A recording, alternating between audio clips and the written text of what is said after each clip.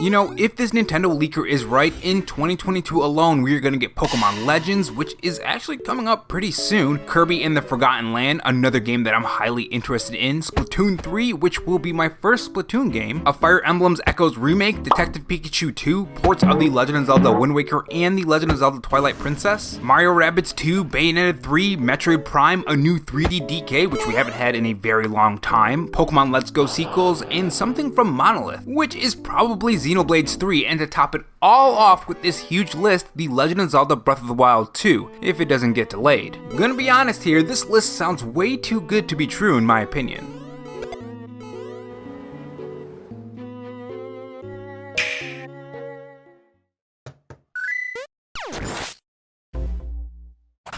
Hey guys, it's Rob here, and welcome back to the Robo-chan Show, where we cover the latest gaming news, leaks, and rumors from Microsoft, Sony, and Nintendo in 2020 and beyond. If you want to be kept up on the latest gaming news, make sure you click that red subscribe button below this video and that notification bell so you know when I upload. And if you're interested, I have a Patreon, which link to that will be in the pinned comment along with my Twitter account.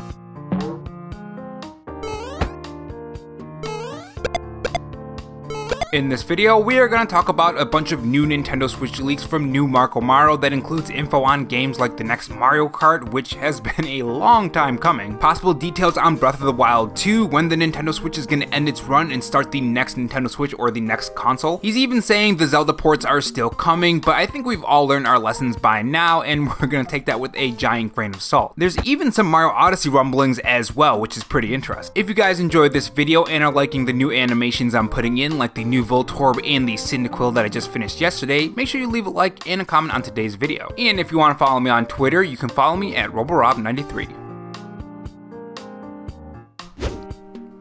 Now before we start guys, this isn't coming from Nintendo, so do not, and I repeat, do not go into thinking this is confirmed information by Nintendo and don't go in believing it. With that being said, as I said in the last video where I talked about the next Nintendo Direct and when that could be, I mentioned that Nintendo 2022 still hasn't been set up yet. I mean, there are so many games that we just don't know about, or would be really cool to see some gameplay or just know what kind of game it is. Games like the new Kirby game, is it an RPG, is it an action adventure, is it like the older Kirby games? Is it open world? We don't know, but I would personally like to know. And then there's of course Breath of the Wild 2, Bayonneta 3, and so much more. Not knowing anything about these games is kind of draining my battery if I'm being honest. Oh, this is just fantastic. You know, the last time this happened, Nintendo didn't tell us anything for about a year. Hold on, let me get my Cyndaquil out and he'll help us out. Should really be paying those electric bills, huh?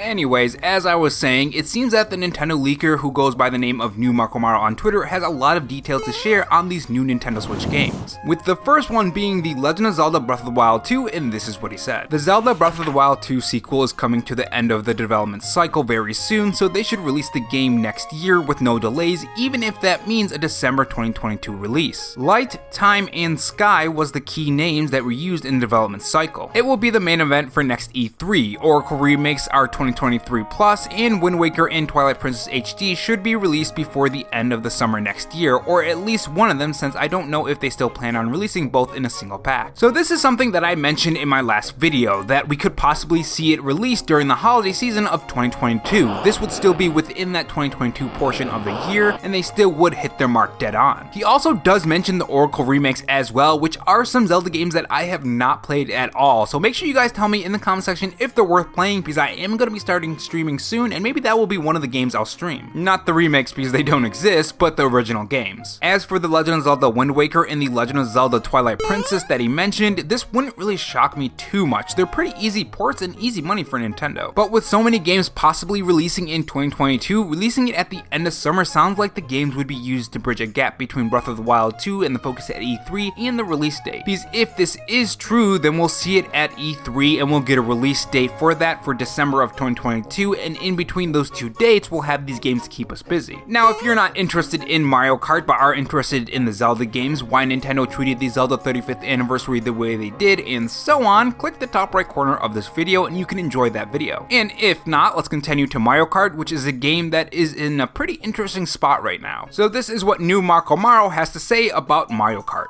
And to finish, I have been talking about a new racing game by Nintendo since 2 to 3 years ago. The project started as a racing game to be around Mario Mario Kart 8 Deluxe as an alternative, but not as a Mario Kart. But apparently things have changed a little bit since the last time I heard about it. The main idea and the best way to describe it is like Mario Kart X Smash Bros with the big focus on online community with a lot of weekly stuff to do and new ways to race. Not just karts and bikes, and new ways to take down the other racers. Not sure how much of the original content will survive at the end, but it will be cool if they still go with the Nintendo All-Stars route. Now, like I said before, Mario Kart is in a very weird situation. It's still selling very well, and there really isn't too much you can do to change the formula other than having more characters join in. Or maybe you can go the double dash route and do that too and bring back old mechanics, essentially making it the Smash Bros of the Mario Kart games, which is already close to begin with characters like Link and the Inklings already being in the game at this time. Now moving on to the next one, he talked about more info on the Metroid series and Metroid Dread, and this is what he has to say. Nintendo is very happy with the sales for Metroid Dread with plus 2 million sales after just 2 months. They plan on releasing some free DLC like a new difficulty mode at some point next year. Metroid Prime Remaster announcements are coming very soon since they want to keep the momentum of the franchise, and the project is complete. Metroid Prime 4 is coming out in 2023. Also, it would be a smart move to release an HD version of Samus Returns with improvements in 2023. Now keep in mind, he's saying it would be a smart move to release an HD version of Samus Hunter. He's not saying that's something that's happening, which is something I'm all for. I don't really mind. Now after Metroid Dread, the series really did get a huge boost of momentum. The Metroid momentum, I guess you would call it, instead of the Nintendo momentum. Now it's very interesting that he says a Metroid Prime Remaster is coming very soon, because it's my belief that a February Nintendo Direct will come to pass. I did a video on this a couple days ago, or I think it's a week by now. If you want to watch that video, you can click the top right corner of this video, but essentially it came down to the past 3 years or so, Nintendo has been consistent on doing indie Nintendo Directs in December and a February Nintendo Direct. Aside from Nintendo in 2020, but overall it's been a February Nintendo Direct and an indie Nintendo Direct in December. And as we have seen, Nintendo is continuing that tradition with a indie Nintendo Direct recently passing in December of this month, at the time of this recording anyways. So if we don't get a January Nintendo Direct, you can bet your bottom dollar that there's gonna be a February Nintendo Direct, which might even hold this Metroid Remaster, which is a rumor already far before this Nintendo leaker said anything, if anyone's wondering. As for Metroid Prime 4 in 2023, I can see that, but I think it could maybe extend to 2024 if any delays happen, because the bug is still here. And having that huge Nintendo game after Breath of the Wild 2 is something I can see Nintendo doing. Moving on, he talked about the next Nintendo console, the power it will have, and even some details on the games, and this is what he said. 2022 will be the last strong year for Nintendo Switch, since 2023 will be the start of a new generation for Nintendo with a new console. Very similar to the actual Switch, but a little more power than the PS4 with 4K, new functions, and compatible with the old Switch games. It's unclear when they're planning to release it. It should be holiday of 2023, but they have some games in the pipeline to make a strong debut. Now there are tons and tons and tons of rumors of new Nintendo Switches.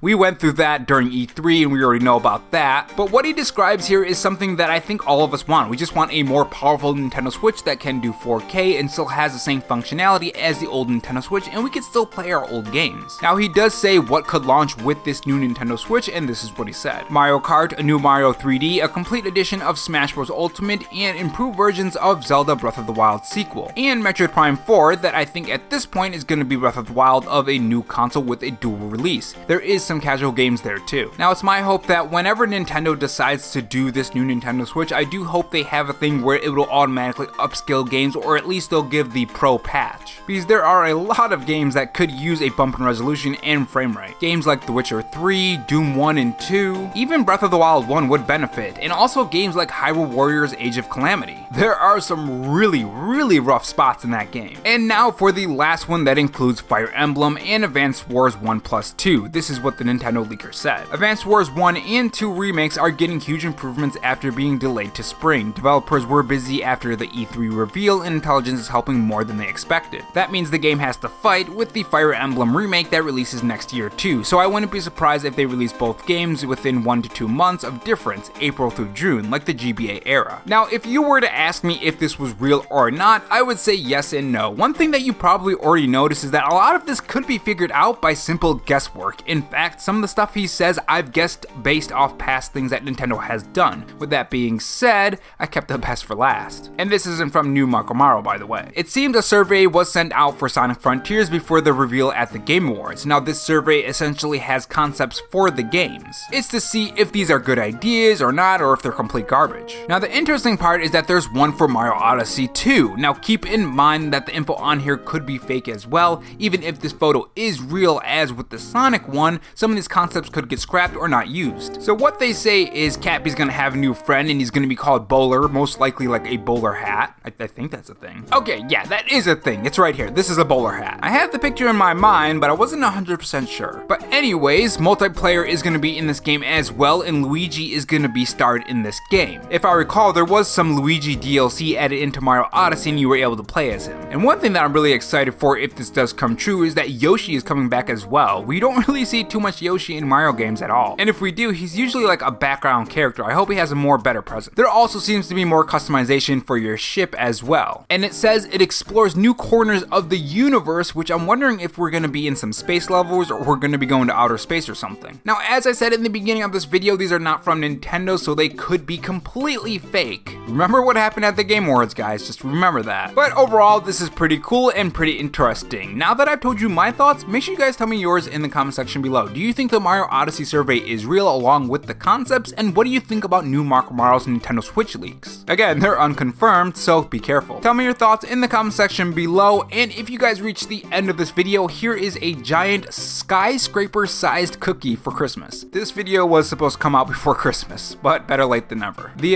Cyndaquil animation took longer than I thought it would. Thanks for watching, guys, and Merry Christmas. The script says Merry Christmas, but Christmas is over. But as always, guys, stay safe, stay charged, and have a good one.